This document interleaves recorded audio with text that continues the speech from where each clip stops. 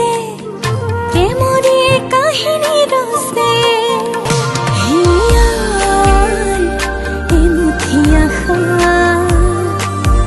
প্ৰাণৰ বহুতো ভাষা মোৰ সঁচা মৰম তোমাতে সপিলো কলিজাৰে ৰং তোমাতে সানিলো তোমাতে সপোন ৰচা চিনাকি মোৰ মনৰ মানুহ চিনাকি মোৰ মনৰ মানুহ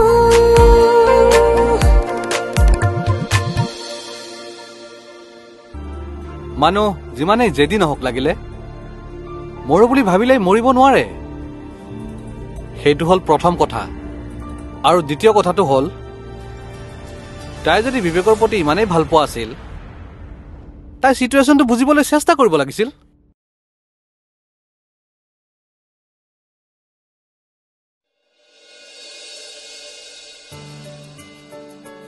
কি কৰিছে সিহঁতে দৰা কইনাই কাপোৰ পিন্ধি আছে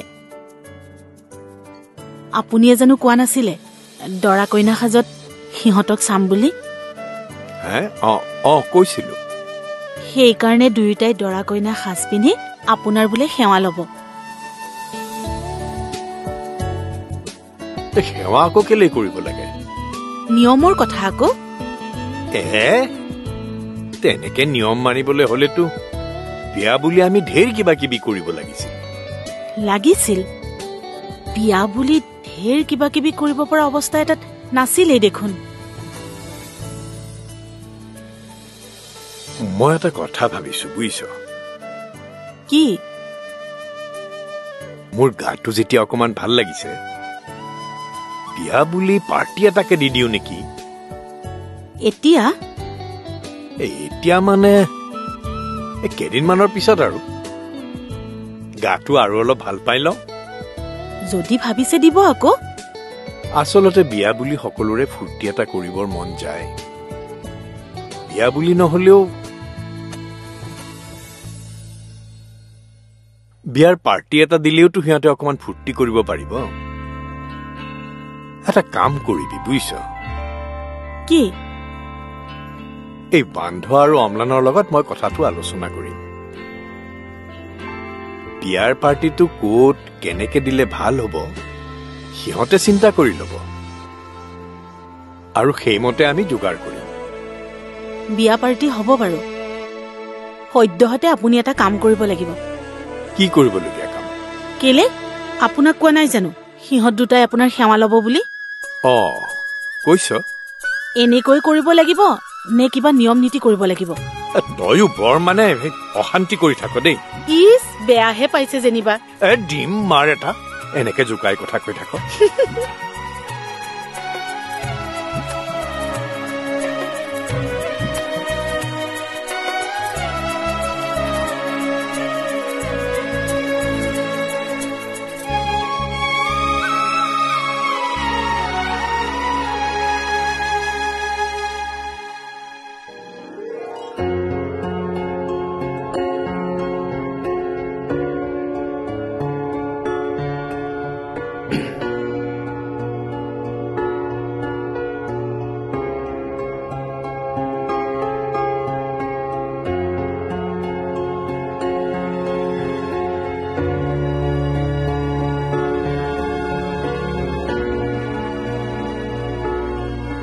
যা আকৌ ককা সেৱা ল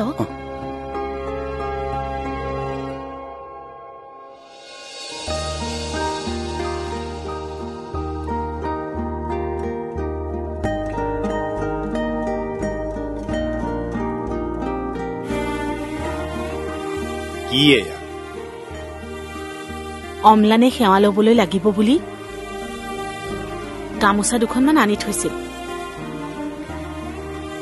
ছায়াই খালি হাতে সেৱা লোৱাতকে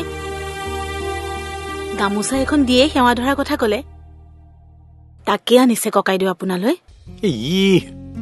অম্লানটো বৰ কামৰ মানুহ দেই সৰু লৰা হলেও বহুত কথাই সি জানে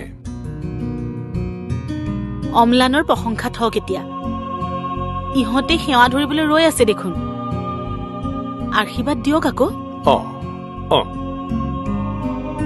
কৰ কুশল হওক দীৰ্ঘায়ু হওক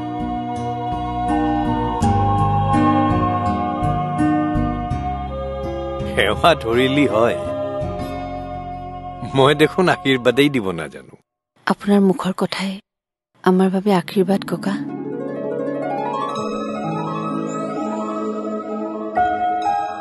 শুনিছে নহয় কি কৈছে আপুনি মনেৰে যি ভাবি আশীৰ্বাদ দিছে সেয়াই বহুত ককাই দিও মোৰ আশীৰ্বাদ সদায় আছে তহঁতৰ লগত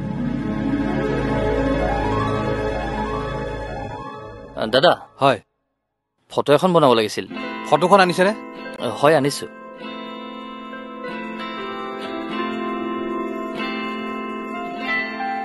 এইখন হ'ব নহয় ঠিক আছে হ'ব ফটোখন মোক হোৱাটছআপ কৰি দিয়ক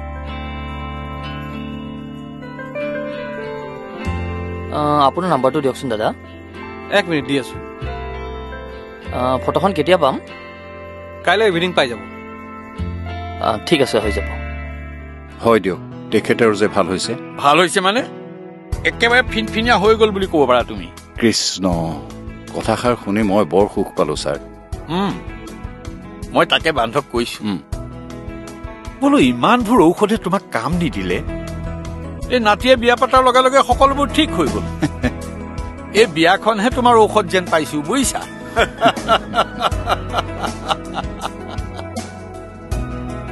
ভাবিছো এতিয়াৰ পৰা চাগে আৰু বান্ধক লৈ চিন্তা কৰি থাকিব নালাগে সময়মতে ঔষধ পাতি কেইটা ভালকৈ খাই থাকিলে তেওঁ পুৰা টনটনীয়া হৈ পৰিব হয় ছাৰ ছায়াই বাকী খোৱা বোৱাখিনিতো চম্ভালি ল'বই বৰ ডাঙৰ চিন্তা এটাৰ পৰা হাত সাৰিলো দেই ৰূপ হয় ছাৰ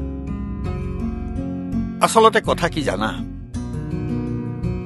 বাপক লৈ বান্ধৰ বৰ চিন্তা হৈছে কেনেকৈ খাব কি কৰিব এইবোৰ চিন্তাতে বান্ধই পাৰ নোপোৱা হৈছিল চিন্তাবোৰে বেমাৰৰ ৰূপ লৈছিল এতিয়া পচন্দৰ ছোৱালী এজনী পাই চিন্তাৰ আঁত পৰিল বেমাৰো ভাল হৈছে আচলতে দুই পক্ষৰে কপাল ভালেই বুজিছা ৰূপ কি ক'লে বুজি নাপালো ছাৰ কৈছো ৰূপ ছায়াৰ দৰে ছোৱালী এজনী বান্ধই নাতি বোৱাৰী হিচাপে পোৱাটো ভাগ্যৰ কথা ছায়াও তেনেকুৱা এখন ঘৰত বোৱাৰী হবলৈ পোৱাটো তাইৰো ভাগ্যৰ কথা হয় দিয়ক তাই ভালে কুশলে থাকিলে ময়ো শান্তি পাওঁ দিয়কচোন থাকিব থাকিব কিয় নাথাকিব তুমি চিন্তাই নকৰিবা মোৰ বিশ্বাস তাই ঘৰখনৰ ৰূপেই সলনি কৰি পেলাব চাবা তাকে ভগৱানে যদি সেইকণ চকু মেলি চাই আমাৰ কপালহে বুলিছো আৰু মই এনেই কথা নকওঁ গৰু সকলো চাই চিতিহে কওঁ জানো ছাৰ পিছে এটা কথা নহয় কওক ছাৰ ভাগিনীৰৰ বিয়া হৈ গ'ল বিয়া বুলিতো আমাক কিবা এটা খুৱাব লাগিছিল তুমি হ'ব ছাৰ খুৱাম দিয়ক আজি নহলে এতিয়াই খুৱাম বঢ়িয়া যোৱা যোৱা যোৱা আনাগে যোৱা ঠিক আছে ছাৰ মই আহিছো ৰ'ব যোৱা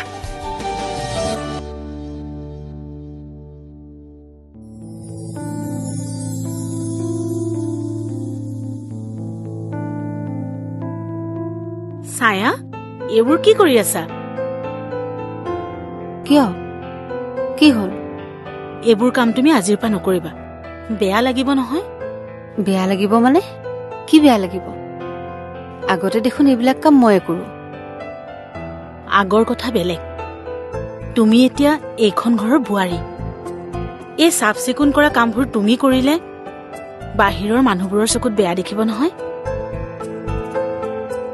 আৰু মোৰো ভাল নালাগিব এইবোৰ কাম মই কৰিম নহলে ল'ৰা বা ছোৱালী এজনী আনি কামখিনি কৰোৱাব লাগিব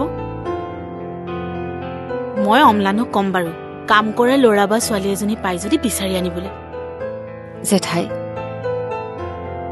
আপুনিও যে কথা কিছুমান ভাবি দেই কি হ'ল মই কি বেয়া ভাবিছো নেকি বেয়া ভাবিছে বুলি কোৱা নাই মই এতিয়াৰ পৰা এখন ঘৰৰ বোৱাৰী হলো বুলিয়ে এইবোৰ কাম কৰিলে বেয়া দেখিব, সেইবোৰ বাৰু কেনেকুৱা কথা কওকচোন। নহয় মানে চাওক, আমি নিজে কৰিব পৰা কামখিনি মানুহ লগাই কেলে কৰাম বাৰু কওকচোন। মই এতিয়া এখন ঘৰৰ বোৱাৰীৰ কাৰণে মই ভাবোঁ মোৰ দায়িত্ব আগতকৈ বাঢ়িলহে। নিজৰ ঘৰৰ কাম কৰোঁতে যদি কোনোবাই বেয়া দেখে তাত মই ভাবিবলগীয়া একো নাই। আৰু মোৰ কথা হ'ল নিজৰ ঘৰৰ কাম নিজে গুৰুত্ব দি কৰিম, আনে জানো সিমান গুৰুত্ব দিব পাৰিব? সেইটো হয় বাৰু। আচলতে কি জানে জেঠাই, মই জানো এখন ঘৰত এজন কিয় 10জন কাম কৰা মানুহ আনি কাম কৰাব পাৰে। মই মালিকনী হৈ শুই বহি খাই থাকিলে হ'ল, কিন্তু মই ভৰিৰ ওপৰত ভৰি তুলি খাই থকাৰ ইচ্ছাও নাই, ভাগ্যও নাই। এই ৰবাচোন ৰবা, ইচ্ছা নাই বাৰু বুজিলো, কিন্তু ভাগ্য নাই বুলি ক'লা যে? জানেই দেখোন মইনো ক'ত সোণৰ চৌত জন্ম হৈছো। এটা সময় মামাহঁতৰ অনুগ্ৰহত আৰু আজি এইখন ঘৰৰ অনুগ্ৰহত জীয়াই থকা এগৰাকী মানুহ। অনুগ্ৰহত বুলি কিয় কৈছা? এইখন ঘৰৰ তুমি এতিয়া ভৱিষ্যত। এখন সমাজত সাক্ষী কৰি এইখন ঘৰৰ মানুহে তোমাক বোৱাৰী বুলি আদৰি লৈছে। অনুগ্ৰহ বুলি ক'লে বাৰু মই কি বুজি পাম? আগতে হয়তো আছিলা, কিন্তু এতিয়া সেই বুলি ক'ব নোৱাৰা। বোৱাৰী এগৰাকীক অনুগ্ৰহ কৰি এইখন ঘৰত ঠাই দিয়া বুলি ক'লে ভুল নহ'ব জানো ছায়া? বাৰু আপুনি কৈছে যেতিয়া অনুগ্ৰহটো উঠাই ললো।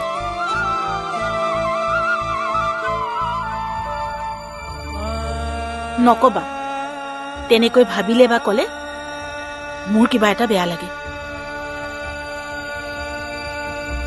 ক'বলৈ মোৰো মন নাযায় জেঠাই, কিন্তু মোৰ কেতিয়াবা এনেকুৱা লাগে মই যেন কেতিয়াবা বাৰে বাৰে ভাগ্যৰ ওচৰত হাৰি যাওঁ। মানে? জেঠাই, মই কোৱা প্ৰতিটো কথা কেলৈ ইমান গুৰুত্ব দিয়ে? মুখলৈ যি আহে কৈ দিওঁ, ইমান ভাবি চিন্তি কৈ নাথাকো নহয়। খালি এটা কথা মই ক'ব পাৰো, মই কৰিব পৰা কামবোৰ কোনোবাই বেয়া দেখিব বুলিয়ে নকৰাকৈ থাকিব নোৱাৰো। আগতেও যেনেকৈ যি কাম কৰিছিলো এতিয়াও মই তেনেকৈ কৰি যাম। বোৱাৰী হলো বুলিয়ে বাচি বাচি কাম কৰিব নোৱাৰো, আৰু সেইটো মোৰ মনেও নকয়। বৰঞ্চ আগতকৈ বেছিহে কামবোৰ খুটি নাটি মাৰি কৰিবলৈ চেষ্টা কৰিম। বাৰু দিয়া, তুমি যেনেকৈ ভাবা তেনেকৈ কৰিবা। মোৰ মনলৈ কথাটো অহাৰ কাৰণেহে কৈছিলো, এতিয়াৰ পৰা আৰু নকওঁ। তোমাৰ ঘৰ তোমাৰ দুৱাৰ, নে কি কোৱা ছায়া? জমাইছে আপুনি জেঠাই। এতিয়া মইহে মানে ঘৰখনৰ মেইন মানুহ হলো ন? মেইন মানুহ তয়েই। বাপৰ আইতাককেই বোল, বাপৰ মাককেই বোল, দুয়োগৰাকীয়ে ঘৰখনৰ সম্পূৰ্ণ দায়িত্ব লৈছিল। মই আৰু বাপৰ বাপেক বাহিৰৰ মানুহে আছিলো। এগৰাকী এগৰাকীকে যেতিয়া দুয়োগৰাকী মানুহ নোহোৱা হ'ল, ঘৰখনৰ আলৈ আথানি নোহোৱা হ'ল। অৱশ্যে কিৰণ থকা কাৰণে যেনিবা ঘৰখন শূন্য হৈ যোৱাৰ পৰা বাচিল। এইৰ পৰা আমি বহুত ললো বুজিছ। এইহে আমি একো দিব নোৱাৰিলো। কেলেনো এনেকুৱা কথাবোৰ কয় ককাইদেউ? আপোন বুলি ঘৰ এখন পাইছো, তাতকৈ আৰু মোক কি লাগে ককাইদেউ? তই যিমানেই যি নকওঁ কিয় কিৰণ, আমাতকৈ আৰু এখন আপোন ঘৰ তোক জানো প্ৰয়োজন নাছিল? সেইবোৰ কথা দেখোন মই নিজেই নাভাবো। আপোনাৰ গাত দুখ নাই নহয়? এটা কথা সুধো ককা। কি? জেঠাই যদি এতিয়াও কয় আমি তেওঁৰ কাৰণে আপোন ঘৰ এখনৰ ব্যৱস্থা কৰিব পাৰো, নে কি কয় জেঠাই? হে এজনী, কিনো কথাবোৰ কৈ থাকা তুমি? এতিয়া আৰু মোৰ কি সেইবোৰ কথা ভবাৰ সময় আছে নেকি? লাজ খোৱা মাৰিবা দেই। হ'ব দে, এই চুপতি ধেমালি এইবোৰ থ এতিয়া, মূল কথালৈ আহ। মই কি কৈ আছিলো? হা, বাপৰ আইতাকৰ দৰে, বাপৰ মাকৰ দৰে তয়ো এইখন ঘৰৰ সম্পূৰ্ণ দায়িত্ব ল'ব লাগিব। অৰ্থাৎ মেইন মানুহ হ'ব লাগিব। বাপৰ দৰে বাহিৰত ঘূৰি ফুৰা ল'ৰা এটাক ঘৰৰ কামত মন বহোৱাৰ পৰা ঘৰখন চলাই নিয়ালৈ এই সকলোবোৰ দায়িত্ব এতিয়াৰ পৰা তোৰ। তই এইবোৰ কাম কৰিব পাৰিবি বুলি মই তোক বোৱাৰী হিচাপে পচন্দ কৰিছো। বোৱাৰী জীৱনৰ তোৰ প্ৰথম কামটোৱেই হ'ল বাপক ঘৰ লগোৱা। এতিয়াৰ পৰা সি বাহিৰত ঘূৰি ফুৰাটো মই একেবাৰে পচন্দ কৰা নাই। তোৰ মৰম আৰু আদৰ পালে সি নিশ্চয় বাহিৰত ঘূৰি নুফুৰে।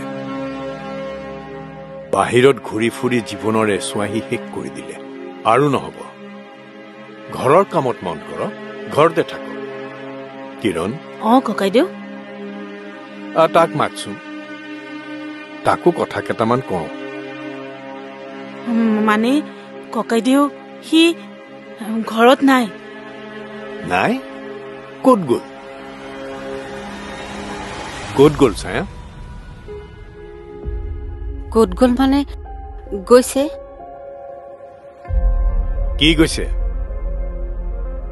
মই সুধিছো সি ক'ত গ'ল? ক'ত গৈছে সিটোক কৈ যোৱা নাই? কৈছে। ক'ত যাম বুলি কৈছে?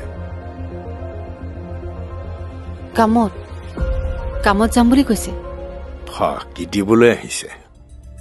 মই ঠিক বুজিছো, সি ক'ত গৈছে তোক কৈ যোৱা নাই, মই ভালকে জানো। নহয়, কৈছিল ককা। মহে কাম এটাত লাগি থকাৰ কাৰণে ভালকৈ নুশুনিলো।